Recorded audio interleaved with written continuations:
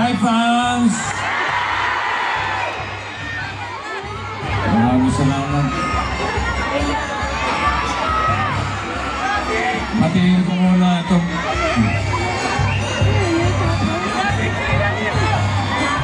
Patingin ko muna itong mga magigiting na tao dito na sa entablado. Mga kasyal. Kong Roman Romulo. Vice Mayor Donald Jaworski. Mayor Tito Soto. Good job kayo lahat. Pakiusap ko lang kay Boboy at kay Boye, huwag kayo magtatabi, mukha kayo lato-lato.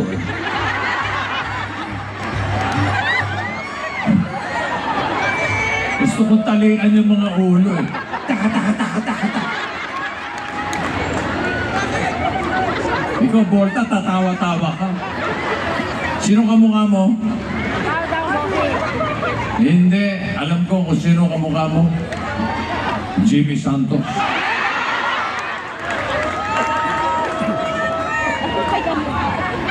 At higit sa lahat, ang aking pagpati sa lahat ng mga Pasigueñong narito ngayong gabi. At yung mga nanonood sa Facebook at sa YouTube, binabati ko po kayo lahat. Ngayon pa lang, congratulations! Dahil alam ko, pagdating ng Lunes, ipagpapatuloy natin ang giting ng Pasig, ang galing ng Pasig. Kayo po ay tumindig, nanindigan, pinakita nyo sa buong Pilipinas na dito sa lungsod ng Pasig, kaya nyong labanan at supuin ang korupsyon. Yes! Tama!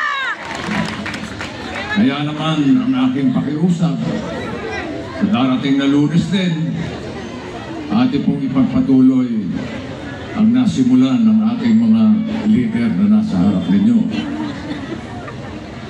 Huwag na po tayong bumalik sa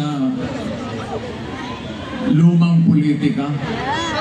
Politikang may bahid ng korupsyon. Politika ng pananakot. Politika ng panunuhol. Hindi na! Politika ng paninira. Politika na may kahalong fake news. At higit sa lahat yung politikang puro pangako. Alam naman natin yung mga pangakong yan mapapako. At hindi lang pako, may kasama pa martilyo na ipupukpok sa ating mga ulo. Kaya sa darating na Lunes, alam niyo na po, bantayan po natin ang ating mga boto. Sagrado po ito, katulad ng sabi ni Vice Dodot. Sagrado po ito. Wala pong halagang katumbas ang ating mga boto. Walang katumbas na bigas. Walang katumbas na lugaw.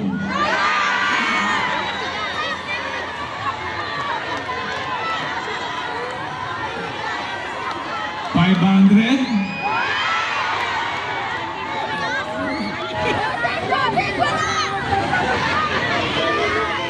Walang kwenta ng ganyang politika.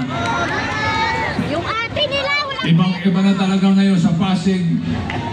Ipagpatuloy po natin para tuloy-tuloy ang agos ng tagumpay ng lungsod ng Pasig. At yan ay dahil sa inyo mga magigiting na Pasigueño. Maraming salamat po sa inyo lahat. Congratulations. Hindi ko na po masyadong pakakahabaan ang aking talumpati. Dahil makasagad na lang ang aking talumpati, ako'y maiboto ng senador. Si Tito Sen na lang, yung nagsalita dito, ang iboboto natin. Ang aking nakababatang kapatid.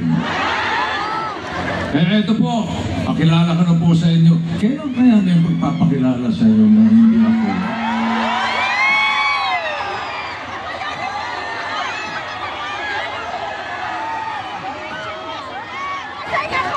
Siguro pag presidente na ito, pwede na.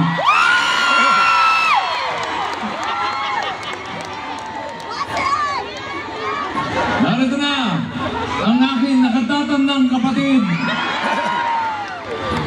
Ang ating minamahal na si Mayor Vico Soto. Ang VP ng Pasig.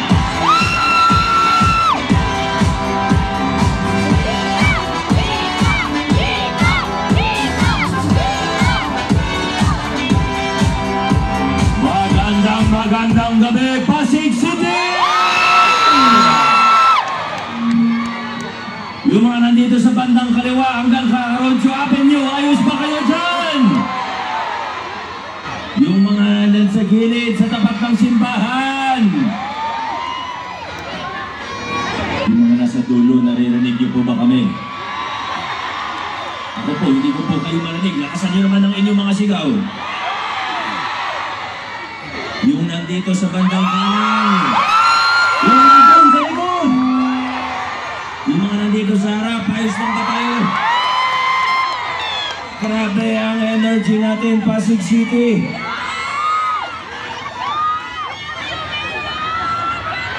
Ibabati din po natin ang mga kasama na nasa upper box. Anong ginagawa mo dyan, Hul? Ingat ka po yan. Baba ka na po. Yung mga nandito sa harap, mga barangay officials, mga kapitan, maraming salamat po sa inyo. Yung mga senior po natin, kasama ng ibang market vendor. Nakita ko kanina, alas 4 pa lang. Kaya sila yung nasa VIP seat eh. Alas 4 pa lang, nandyan na po sila. Grabe. Alas 4 ng hapon naman, ano, hindi naman ng umaga. Yung mga nandito sa likod! Maraming salamat po.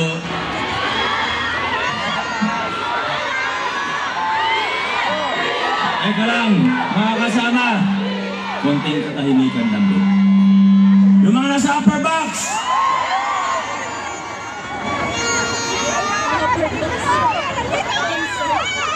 Kung maaari lang po, kung pagbibigyan po ninyo ako, sa pagkakataong ito, wag po Vico ang isigaw natin, kundi Giting. Pwede po ba? Yung mga nasa likod! Hindi po kayo sabay-sabay! Giting! Giting! Giting! Maraming salamat po. Siyempre kailangan ko rin pasalamatan ng aking, unahin ko na po ang aking ama. Alam niyo, nung tuwing nagsasabi po siya na gusto niyang sumama sa ating mga focus, sa ating mga rally, dahil ko po sinasabi na pa, okay lang naman, baka mapagod ka. At ang lagi niya pong sinasagot sa akin, bakit? Bata pa naman ako ah. Parang magkapatid lang po kami, ano? Masakit, ako pa daw yung mas matandang kapatid. Siyempre, kailangan ko rin magpasalamat sa aking nanay. Nandito po si Mama. Nung nalaman niyang pupunta si Papa, sabi ko kasi kay Mama, huwag ka na sumama kasi Ma, baka mapagod po. Baka mapagod ka. Sabi niya sa akin, bakit si Papa mo pwede pumunta, ako hindi? Pero Ma, siguro, uy Ma, makinig ka. Siguro Ma, ito na yung tamang pagkakataon para humingi ako ng tawad sa'yo. Kasi, alam niyo, sa pag-iikot ko paminsan, madalas kong nabibiro na ang nanay ko ay si Ruby Rodriguez. Sorry Ma, joke lang naman po yun. Happy Mother's Day! Mother's Day! Yung mga nasa likod, may energy pa po ba tayo? Yung mga nasa bandang kita, mabango pa ba yung katabi ninyo?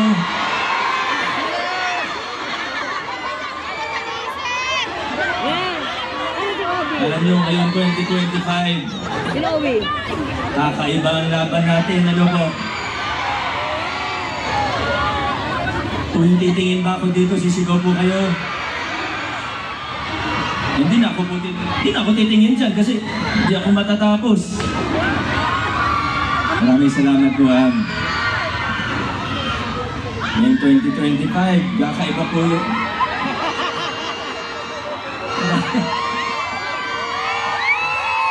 Abutin tayo ng ating gabi dito eh. Gusto nyo hanggang madaling araw tayo dito, ha?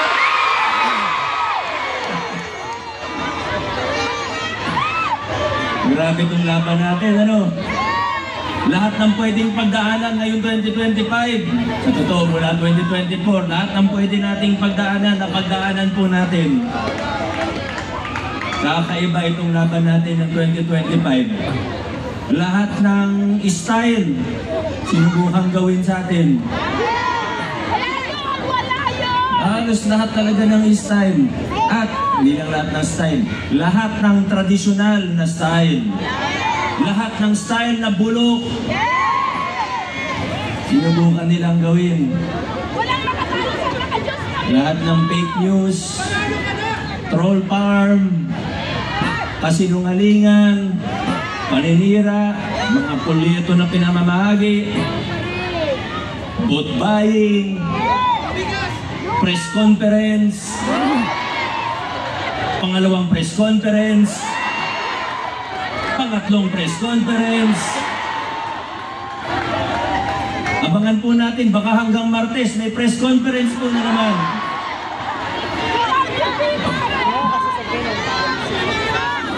Pero sa gitna ng lahat, ako po ay taus-pusong nagpapasalamat sa inyo dahil hindi niyo po kami binitawan.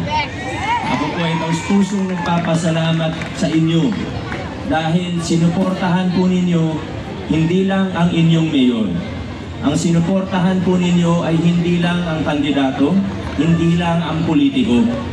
Ang sinuportahan po ninyo ang magagandang pagbabago at reforma na ginawa po natin sa lungsod ng Pasig. Ang sinuportahan po ninyo ay ang pagtataguyod ng mabuting pamamahala sa lungsod ng Pasig. Yan po ang tinindigan natin, pinaglaban natin mula 2019.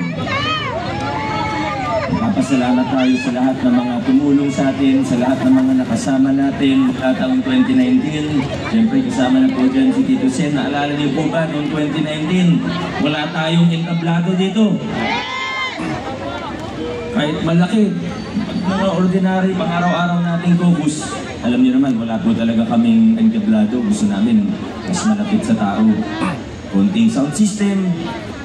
Minsan nga, isang speaker lang, okay na po. Basta makasama po namin kayo. Pero siyempre, pag medyo malaking venue na, gaya ng Plaza Rizal, kung wala tayong stage, hindi nyo kami makikita dun sa likod. Pero noong 2019, ano po gamit natin stage nun? Naalala niyo pa po ba? Sa speaker kami tumayo. The speaker, may monoblock. Yun na yun. Naalala niyo po noon, hindi tayo nabigyan ng permit noong 2019. Yun pala sila magpaparasal. 2019 yung sinasabi ko. 2019, grabe po yun. Ang sabi sa atin noon, bawal daw. Kasi tingnan nyo na lang yung post ko sa Facebook, search nyo na lang. Hindi ko na para ikwento ulit. Gusto nyo ikwento ko? Hindi na po. Ngayon, hindi na natatakot, tinanggal natin yung takot sa puso ng mga Pasigino. Tinalikuran na natin yung style ng politika na puro takutan. Yung politika ng pananakot, tinalikuran po natin. Ngayon, dumating ang kalaban namin sa isang lugar. Walang problema. Ako pa nga pong unang nagsasabi na dapat pag may dumating, kakampi, kalaban, dapat respetuhin natin, galangin natin. Pag binati tayo, batiin natin. Pag kinamayan tayo, kamayan din po natin sila. Pero huwag natin sila ibuboto.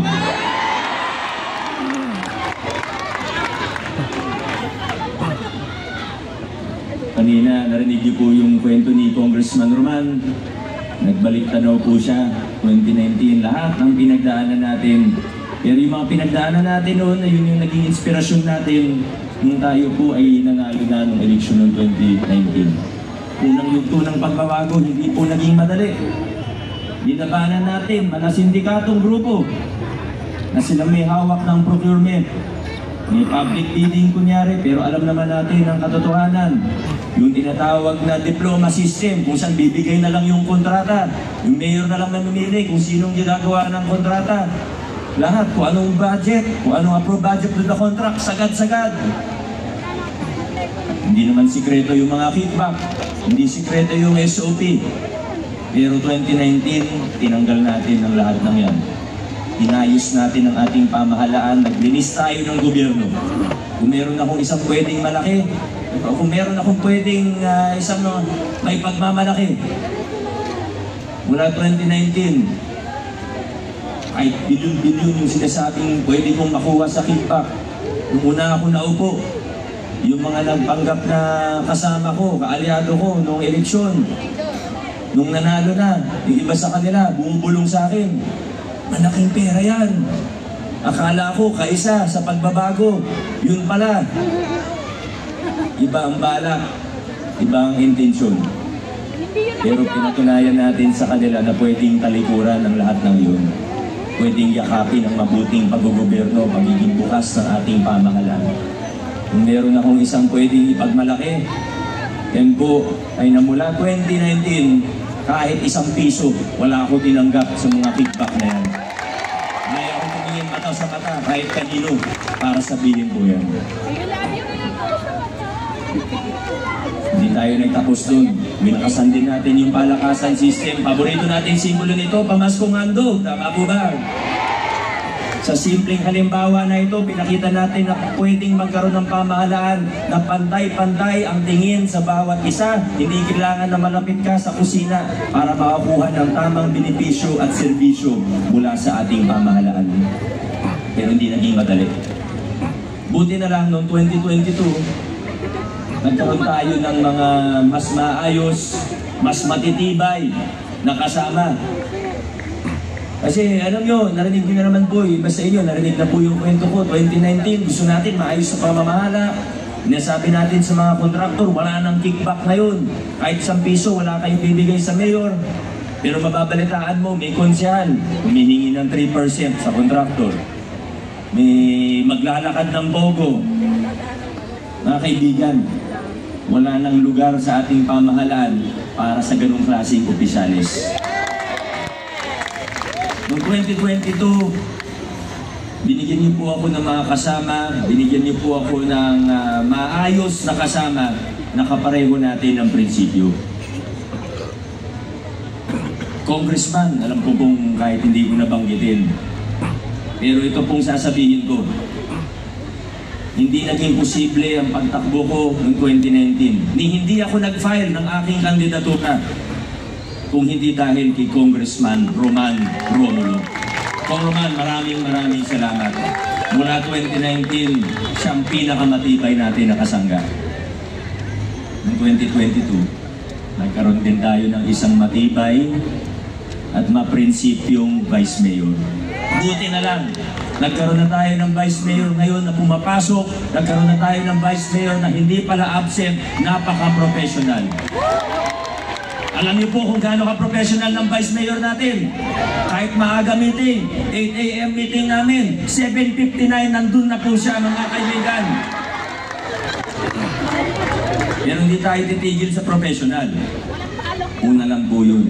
Mas importante pa rito, siya po ay tapat at may integridad.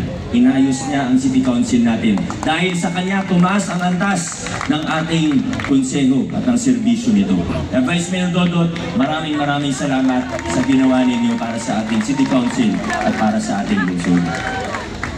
At siyempre, mga kasama nating konsehal, lagi nyo naman pong naririnig sa akin yung halimbawa na para tayo, isipin natin, nakasakay tayo sa isang sasakyan.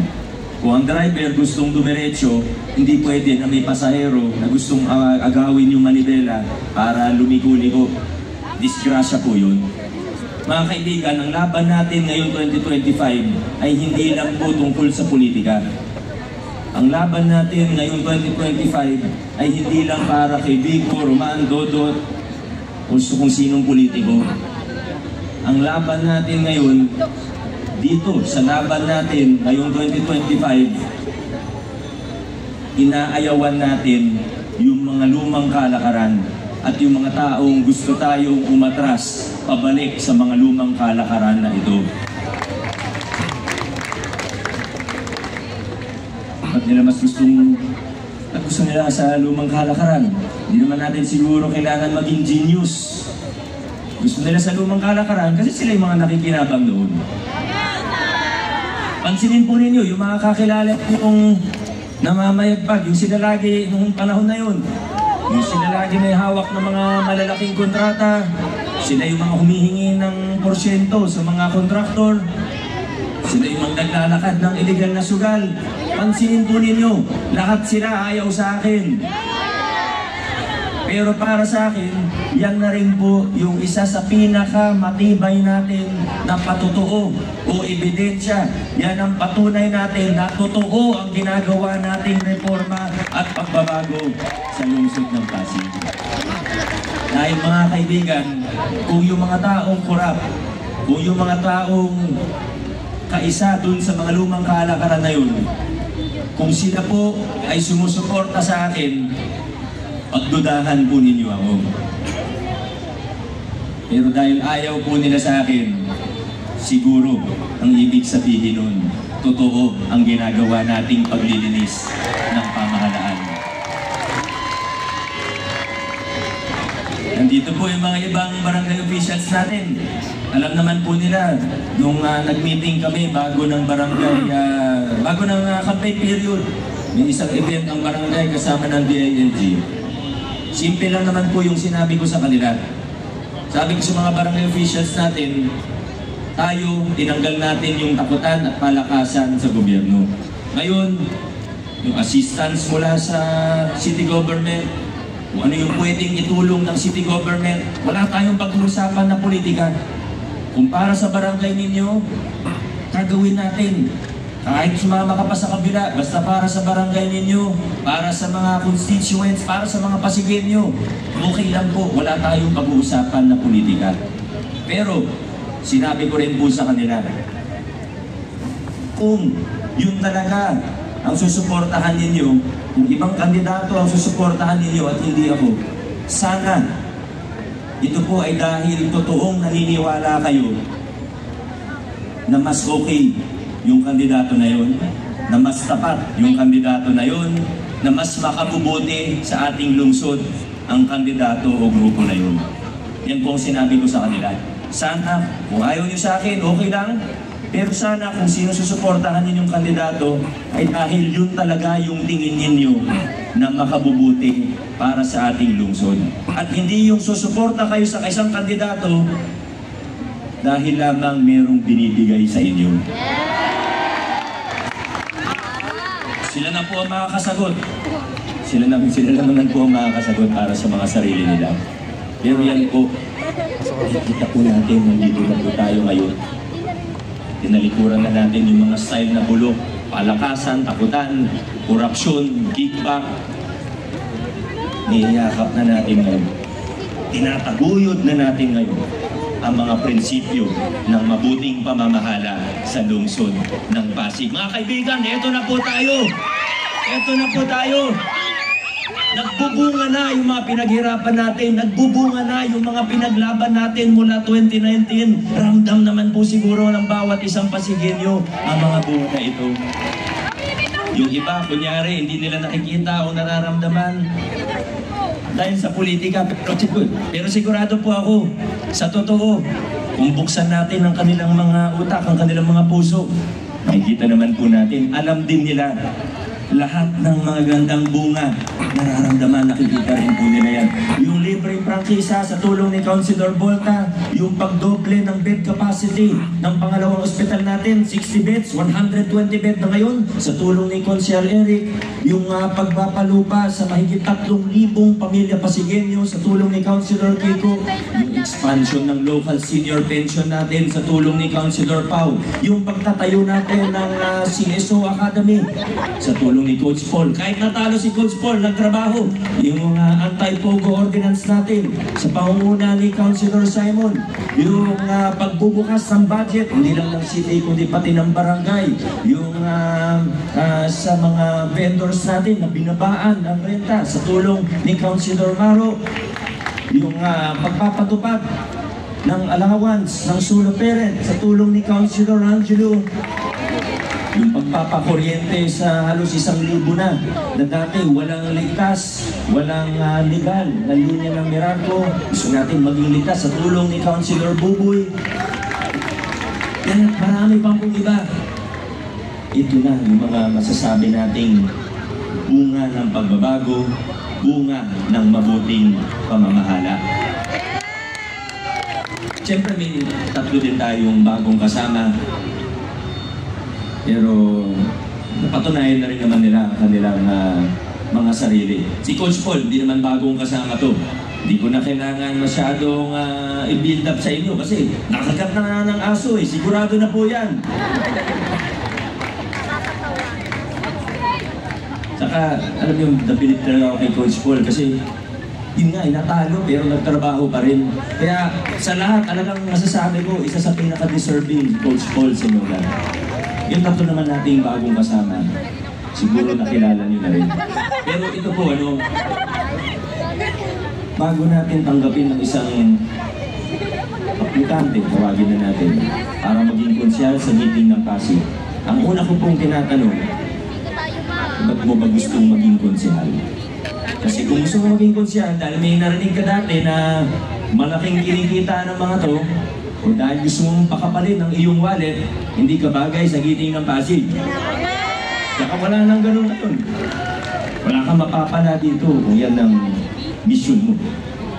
Pero kung tunay na gusto mong magserbisyo, at hindi sapat yung gusto magserbisyo, madali naman sabihin yun eh. Mas importante, kapareho natin ng prinsipyo at kapareho natin na gusto sa malinis at maayos sa pamamahala, pwedeng-pwede kayo sa giting ng Pasig. Isa sa kasama natin, naging undersecretary, sa totoo, pang national na yung position niya. Naging chairperson ng National Youth Commission, undersecretary po ang titulo niya. Bonus na lang yung napakabait niya. Maraming na itutulong to sa atin. Councilor Ryan Enriquez. Number 13 sa ating mga balota. Ang laging nagsasabi na pag may serbisyo ang ating pamahalaan, sana all ang katanggap. Buti na lang sa Pasig, hindi lang tayo nagsasabi ng sana all. Pero gaya na sa pamaskong handog, libreng serbisyo sa ospital, masasabi natin sa Pasig, meron all. Councilor Warren. Anong pangalan niya? Anong Warren Incendio? Para sa mga senior dito, ang Romy Diaz ng Consejo. Warren Incendio, mga kaibigan. Last but not the least, sabi nila, save the cutest for last. Marami na siyang naging magandang programa bilang kagawad ng may bunga. Marami na siyang na-share sa akin. Yung iba, sa totoo, nagagamit na natin sa LGU po natin. Wala na pong iba. Councilor Boyi Abunda. Ay siya! Raimundo! Boyi Raimundo. Huwag po tayo magkakamali. Sorry, Tito Boy. Mga kasama, 2019, unang yugto ng pagbabago. Marami tayo na pagtagumpayan. Bagamat may mga pagsubok, medyo nahirapan tayo sa ibang mga bagay. Nasikaso natin pag-aayos, paglilinis ng pamahalaan.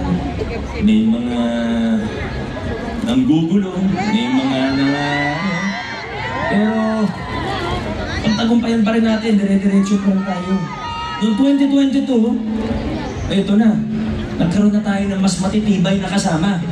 Hindi lang congressman, pati vice mayor at majority sa mga konsehal natin, nakasama na po natin. Pag sinabi kong kasama, hindi ibig sabihin kaibigan. Ibig sabihin, kapareho natin ng prinsipyo. Yung mga pumirma sa anti-pogo ordinance, sila po yung mga kasama natin. Kaya bumilis talo ang takbo ng inyong pamahalaan. Kasi ang mayor, isang tao lang po ako. Meron akong hindi makikita, meron akong hindi makakausap, meron akong hindi mapupuntahan, meron akong hindi maiisip. Pero sa tulong ng mga taong ito, para kung nahati yung katawan ko sa marami. Sa totoo lang, ang laking tulong. Pwede ko silang mahingan ng tulong sa iba't ibang larangan, sa iba't ibang opisina. Ang laking tulong mo talaga. Parang nahati ko yung sarili ko sa marami. At ang importante kasi, pwede ko silang pagkatiwalaan. Yan naman yung importante. Pwedeng magaling, pwedeng mabait, pwedeng kaibigan din naman natin, labas sa politika. Pero kung di natin pwede pagkatiwalaan, wala. Hindi rin talaga makakatulong. Buti na lang mga tao ito, magpagkakatiwalaan natin, maayos, matitibay, mga kasangga natin para paintingin pa mga simulan ng pagbabago at reforma. Ngayon, nandito na po tayo sa ikatlong yugto ng pagbabago. Yung mga nabanggit natin kanina tungkol sa mga kalaban, tungkol sa mga naninira sa atin, tungkol sa mga gumagawa ng kung ano-ano. Hindi ko nabanggitin ulit yung press con. Pero sa totoo, ito mga kaibigan, sana, hindi maganda. Ay, alam ko, iba sa inyo, nagigigil, di ba? Pag kung ano-ano naririnig po ninyo, nakikita ninyo kung ano-ano yung kilos. Kayo naman po yung nagsasabi sa akin, nagagalit kayo, naiinis kayo, nagigigil kayo. Pero sana po, mga kasama, huwag tayong magulat. Lumiliit na naman po yung puwersa nila, yung bilang nila. Mula 2019, dati sila talaga yung mga boss eh. Marami talaga sila. Maraming leader, maraming support. Pero nakita po natin, lumiit na po yung bilang, lumiit na yung puwersa. Pero huwag tayong magugulat na nandyan pa rin sila.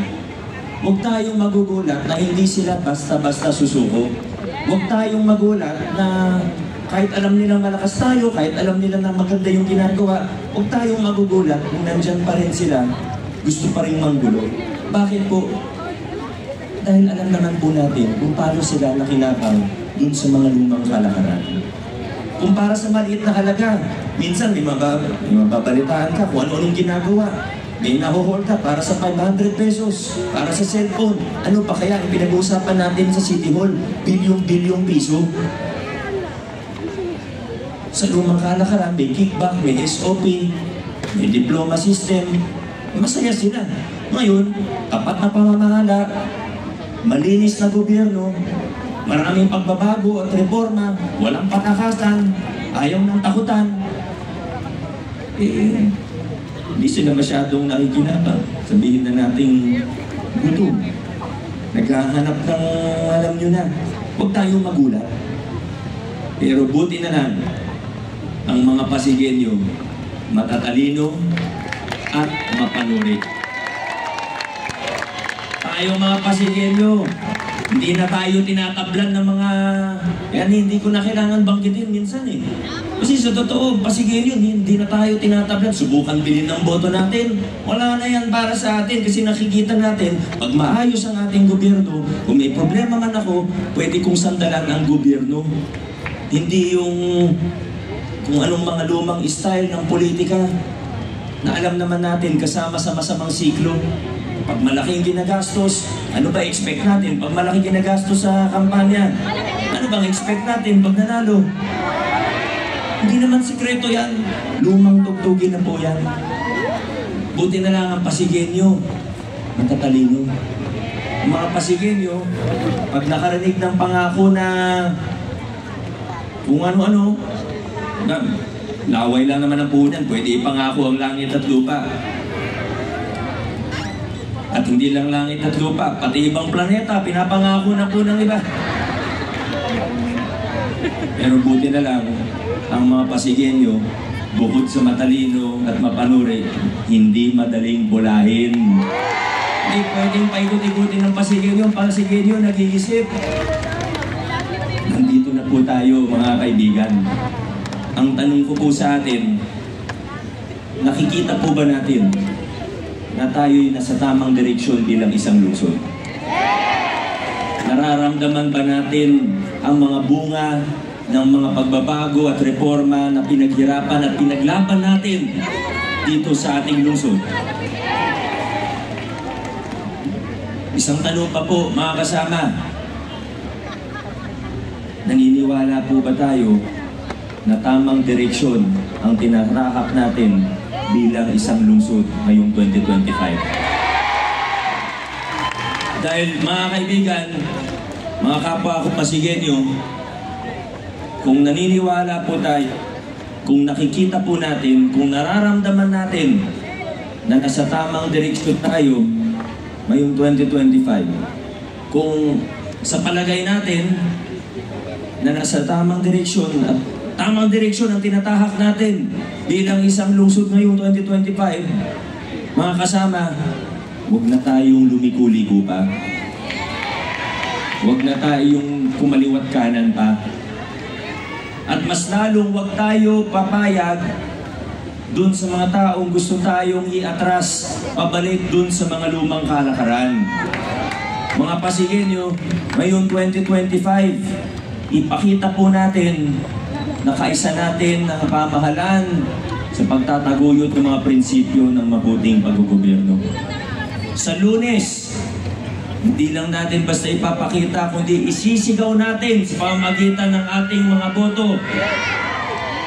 Nasa lungsod ng Pasig, hindi na tayo liliko, hindi tayo U-turn, dire-diretso lang po tayo. Mga Pasigueño, dire-diretso ang takbo natin. Maraming salamat, Pasig City. Mabuhay ang lungsod Pasig.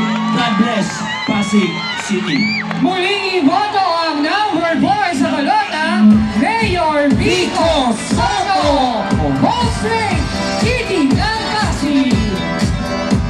Ang muling iboto ang number 4 sa balota, Councilor Volta de los Santos.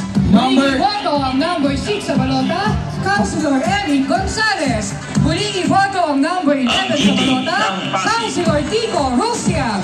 Muling iboto ang number 13 sa balota, Councilor Pao Santiago. Ating iboto number 14 sa balota, Consi Coach Paul Senegal. Muling iboto ang number 15 sa balota, Councilor Simon Tantoco. Sa Distrito 2 naman, muling iboto number 1, Councilor Buboy Agustin. Muling iboto number 8, Konsihala Angelo De Leon. Muling ating iboto number 10, Consi Ryan Enriquez. Ating iboto number 13, Consi Warren Inocencio. Muling iboto number 14, Consi Maru Martinez. At ating iboto number 15, Consi Toy Raimundo. Pasigueño!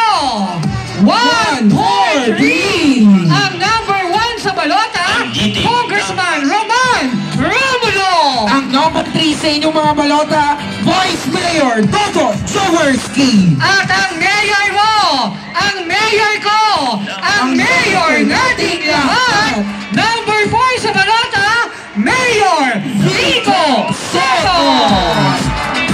Maraming salamat, Pasigueño, sa lahat ng suporta sa Giling ng Pasig. Huwag mo natin kakalimutan sa Lunes, Wall Street, Giling ng Pasig! Ang giting ng Pasig.